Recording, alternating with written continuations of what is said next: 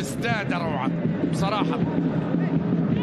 من كان يتخيل بحضوره في ظل هدافين مثل عبد الرزاق حمد الله، لم يكن أحد أن يتخيل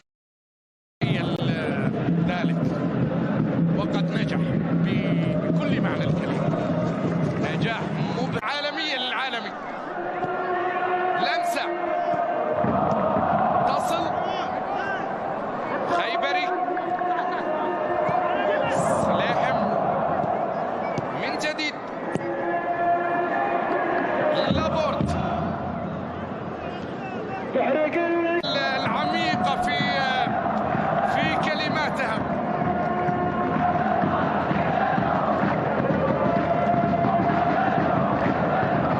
نصراوية على الجانب الأيمن، السلاحم، خيبري، بحث مستمر، سلاحم حافظ على كرته، مهارة عالية، لكن في النهاية يخسر كرة رمية جانبية لمصلحة. تقريبا بعد خروج الدون شعور بالاكتفاء بالنسبة للويس كاسترو وللاعبين النصر. انتهت 6-2. هداف الوحدة مولاي كازادي وكامل الموسى في 2004، لكن الآن لدينا 6-0.